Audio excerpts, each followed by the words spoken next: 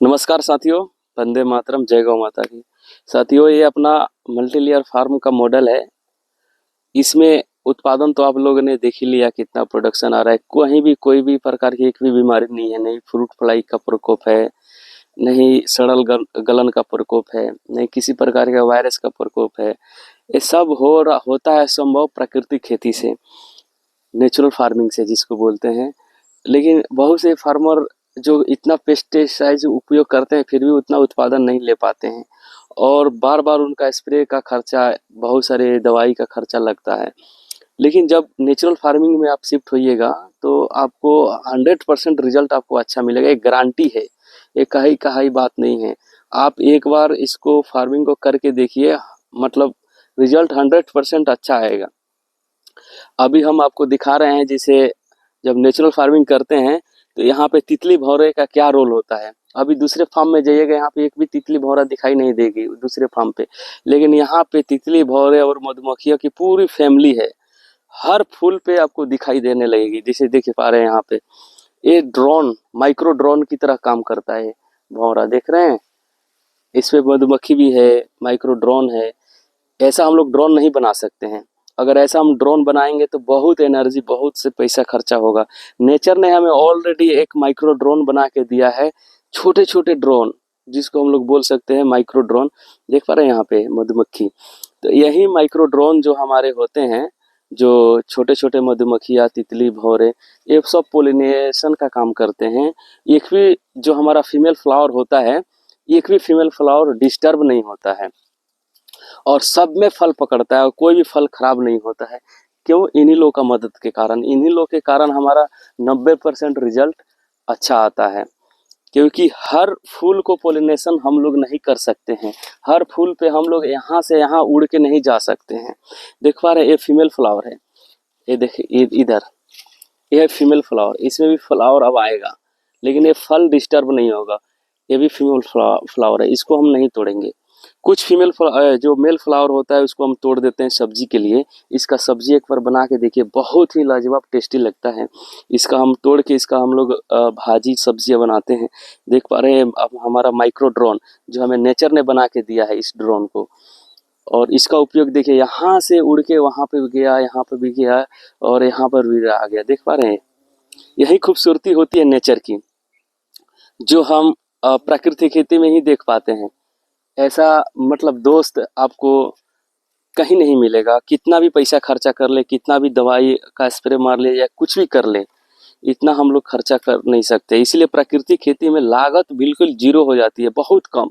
केवल लेबर की लागत आती है, बहुत कम लागत हो जाती है, लेकिन उत्पादन आपका उससे ज़्यादा बढ़ता है, एक गारंटी है।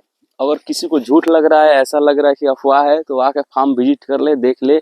हमारे फार्म के अंदर लगभग बहुत सी चिड़िया का घोंसला है, मधुमक्खियों का छत्तर है, और ये सब हो पाता है प्राकृतिक खेती से। उन लोगों को एक सुटेबल क्लाइमेट, एक इन्वायरमेंट मिलता है यहाँ पे रहने के लिए, यहाँ पे घर बनाने के लिए, घूमने के लिए। अगर कल मैं इस पे स्प्रे मार दूंगा पेस्ट कंट्रोलर का, इस पे बैठेगा, कल का कल मरा हुआ दिखेगा। ये ड्रोन, हमारा जो नेचर का ड्रोन है, ये हमको नहीं मिलेगा। देख पा रहे हैं, ये नहीं कर पाएगा। इसीलिए हम लोग कुछ का उपयोग नहीं करते किसी भी चीज का। और रहा बात खरपतवार, नेचुरल फार्मिंग में खरपतवार आएगा ही आएगा। गोबर के माध्यम से आएगा, जो कुछ बीज झड़ गया उसके माध्यम से आएगा। खरपतवार आ रहा है, आने दो। मैं बार बार बोलता हूँ, खरपतवार ईश्वर का वरदान है। ईश्वर ने उसको खरपतवार भेजा है। ऐसा नहीं है कि वो हमारे लिए दुश्मन है। उसको, दुश्मन को कैसे दोस्त बनाए, इसका कला होनी चाहिए आपके अंदर। इसका उपयोग हम कैसे कर सकते हैं? खरपतवार नुकसान कब करता है? जब खरपतवार हमारा फसल है, जैसे ये हल्दी है, इसके ऊपर एक खरपतवार है, तब ये नुकसान करेगा। बट ये हल्दी जब इस साइज की आ जाएगी और नीचे एक खरपतवार है, तो इसको कोई फर्क नहीं पड़ेगा, और इसके लिए फायदा है। और इसके लिए वो कुछ कुछ न्यूट्रिशन जो रिलीज करते हैं, इसके लिए फूड के रूप में काम करता है। खरपतवार का मेन साइंस ये होता है कि वैसे खरपतवार वैसे जमीन पर उगते हैं जिस न्यूट्रिशन की कमी होती है, तो उसको पूरा करने के लिए भी उगते हैं, और न्यूट्रिशन की जब अधिकता हो जाती है तो उसको अपटेक करने के लिए भी लेते हैं। नेचर में सब चीज बैलेंस में होती है। कोई भी चीज अधिक हो गया, ज्यादा हो गया, वो उसको कंट्रोल नेचर नहीं करता है, वो स्वयं कंट्रोल कर लेती है। हम लोग उसको कंट्रोल नहीं कर पाते हैं। नेचर में अगर कोई चीज़ अधिक हो गया, कोई कम हो गया, हम लोग नहीं कर सकते उसको कंट्रोल, लेकिन नेचर खुद अपना कंट्रोल कर लेती है। अगर खेत में अधिक न्यूट्रिशन हो गया तो उसको लेने के लिए खरपतवार उग जाएगा, उसको लेकर फिर कंट्रोल करके फिर खत्म हो जाएगा खरपतवार। अगर किसी चीज़ की कमी हो जाती है धरती में न्यूट्रिशन की, तब भी खरपतवार उगते हैं, उस चीज़ को न्यूट्रिशन को फिल करके फिर खत्म हो जाते हैं। और खरपतवार का लाइफ साइकिल कम होता है। देखिए, जैसे एक खरपतवार है इतना हाइट का गया है, अब यहीं पे खत्म हो जाएगा, फ्लावर फ्रूट आ गया इसका, अभी खत्म हो गया। अभी हल्दी हमारा जर्मिनेट हो रहा है, कुछ अभी नीचे है हल्दी जर्मिनेट होगा, जब तक इसका लाइफ साइकिल कुछ का खत्म हो जाएगा, कुछ का बचा रहेगा। लेकिन मैं दिखाऊंगा आगे का नेक्स्ट मंथ में, जब हल्दी पूरे तरीके से इतना हाइट का हो जाएगा, आपको एक भी खरपतवार दिखेगा नहीं, केवल नाली में दिखेगा, बेड पे अंदर ही सड़ गल जाएगा। फोटोसिंथेसिस की क्रिया कम हो जाती है, उसको धूप कम मिलेगा खरपतवार का, तो नीचे ही धीरे धीरे वो सिकुड़ना चालू हो जाएगा, गलना चालू हो जाएगा, और न्यूट्रिशन के रूप में पौधे को, फूड के रूप में और अच्छा एनर्जी मिलेगा पौधे को। इस तरीके से आपने देख लिया थोड़े से एरिया में कितने तरीके से तितली, भौरे, मधुमक्खियां है, तरह तरह के ड्रोन है, छोटे छोटे माइक्रो ड्रोन, तरह तरह के अलग अलग टाइप्स के, बहुत से वैरायटी के यहाँ पे आपको वो है। जो भौरे भौरे बहुत से अलग अलग वैरायटी के हैं।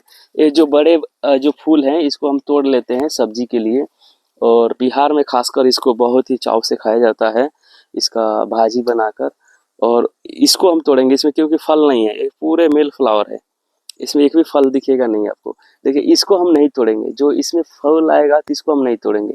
इसमें देखिए फीमेल फ्लावर है, इसमें जब फल लगता है फिर आगे फूल लगता है, जब पोलिनेट हो जाता है तो धीरे धीरे फूल सूख के झड़ जाता है और वो फल बन जाता है। इस तरीके से पूरा चलता है अपना प्राकृतिक खेती का पूरा सिस्टम, इको सिस्टम है पूरा ये।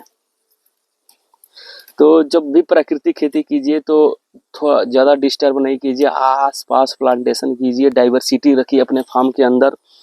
अपने फार्म के अंदर बहुत सी डाइवर्सिटी रखिए, क्रॉप्स के अंदर कभी भी मोनोक्रॉपिंग पे फोकस मत कीजिए, हमेशा डाइवर्सिटी रखिए। जैसे देखिए अरहर का अपना, अरहर कितना, जब मैंने इसको 3 फीट के ऊपर से पूरा काट दिया था, लेकिन अब देखिए कितना भयंकर इसमें पत्तियां निकल रही है, और पूरे हरा भरा कचनार पत्तियां हैं। इसमें किसी प्रकार की आपको न्यूट्रिशन की डिफिशियंसी दिखाई नहीं देगी। और इसमें बहुत से अपने मित्र कीट है, दूसरे कीट अगर आते हैं उसको खा के खत्म कर देते हैं, देख रहे हैं। और नीचे घास देखिए, नीचे हल्दी भी है, हल्दी अब जर्मिनेट हो रहा है। अगर हम घास को साफ कराने लगेंगे तो हमको 10,000 रुपया खर्चा लग जाएगा घास को साफ कराने में, लेकिन हम घास साफ नहीं कराते हैं। क्यों? इसका रीजन है, क्योंकि अगर अभी बारिश नहीं हो रहा है, 4 दिन 10 दिन बारिश नहीं होगा, तो नमी को बचा के रखेगा घास, हल्दी को सूखने नहीं देगा, खराब होने नहीं देगा। अगर घास को पूरा उखाड़ दिया, अगर 10 दिन कस के धूप हो गया, तो पूरा न्यूट्रिशन उड़ जाएगा, कार्बन वैल्यू उड़ जाएगा, और दूसरा है कि पौधा कमजोर हो जाएगा। और घास बचा के रखेगा। लेकिन बारिश में जब तेज बारिश होती है तो घास पे जब पड़ती है बड़ा हो जाता है, बहुत फास्ट ग्रो होता है, बारिश में इतना बड़ा हो जाता है घास। तेज बारिश होती है, ऐसे सो जाता है जमीन में, सो गया, हल्दी निकल गया, नीचे ही घास डिकम्पोज हो गया। कुछ घास जो सीधा निकलते हैं, इक्का दुक्का जो होते हैं वो बच जाते हैं, जैसे रक्सी वगैरह जो है, जो भिंडी के पत्ती के, जो जंगली भिंडी टाइप का होता है, वो जल्दी नहीं, उसको हम लोग जब बड़े हो जाते हैं तो उसको उखाड़ देते हैं। जैसे इस टाइप का घास है, ये सब बड़े होते हैं तो उसको हम लोग ऐसे उखाड़ के बस छोड़ दो। कुछ कुछ घास को उखाड़ना पड़ता है, बाकी को ऐसे छोड़ देते हैं। तो यही होती है आपको नेचुरल फार्मिंग जब करते हैं तो पूरा सिस्टम, इको सिस्टम आपको काम करता है आपके लिए। जैसे यहाँ पे देखिए, एक हमने तुलसी का जो पौधा था उसको हमने छोड़ दिया, और एक